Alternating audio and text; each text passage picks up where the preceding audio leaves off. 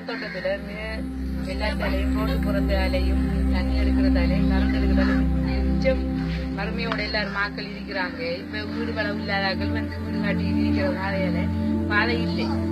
மிச்சம் பாதையில இருந்து சொன்னா இப்ப ஒரு மாசத்துக்கு முன்ன பெஞ்ச மழையிலே அந்த தண்ணி இருந்து இப்ப பெஞ்ச மழையிலே தண்ணி இருந்து அப்படியே போய்க்கலாம். ஸ்கூலுக்கு போய்க்கிற நிலைமையில மனசில் இருக்கிறேன்.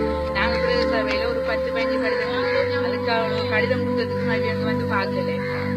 அதுக்காகவே நாங்கள் உங்களிடம் இதை கேட்டு வரவேற்பு கேட்டு நாங்கள் ரோட்டை மட்டும் பாருங்க, தண்ணியை பாருங்க, கல்ல பாருங்க, எப்படி பாம்பு அந்த பத்தைக்குள்ளெல்லாம் பாம்பு இருந்து தண்ணி பாதையிலேயே தண்ணியிலேயே கீழே அது கீழே பாம்பு நிக்குது. தண்ணிக்கு மேலேயே பெரிய புள்ளி நிக்குது. போய்க்கலாம் நிலைமையில நாங்க இருக்கிறோம். நாங்களும் இப்ப கடிதம் கொடுக்கும்போது கவனிக்கிறோம்.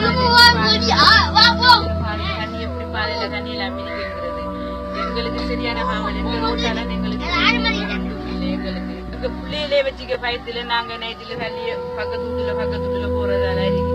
ரோட்டிலே எங்களுக்கு ரோட்டிலே இந்த பத்தைக்குள்ள இந்த ரோட்டிலேயே இன்னைக்கு புள்ளி கீழே பாம்பு இருக்குது. பிள்ளைகள் கட்டு இந்த தண்ணி எப்படி இருக்கிறது. நாங்க மண் கொட்டிக்கை மேலாம் இருக்கோம். நாங்க தரவல் கொட்டிக்கலாம். யாரோட சொல்றோம் நாங்க எல்லாரோட சொல்லி பார்த்துட்டோம். ஒருத்தரும் செய்யற மாட்டுக்கு இல்லை. இந்த பிள்ளைகள் ஸ்கூலுக்கு போற பிள்ளைகளுக்கு அது மாதிரி நன்மையை தொடங்க பார்த்தோம். அந்த நன்மைக்கு எங்களுக்கு யாரும் இந்த ரோட்டை இந்த களிமண் நாங்க போட்டுக்கிறோம். இந்த ரோட்டை இந்த மண்ணை போட்டுட்டாங்க. இந்த பிள்ளைகள் பாதை இல்லை.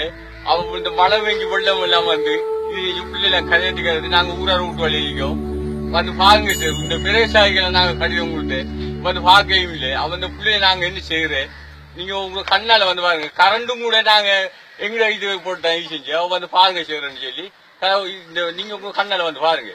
அவன் உங்களை ஏழு நாங்க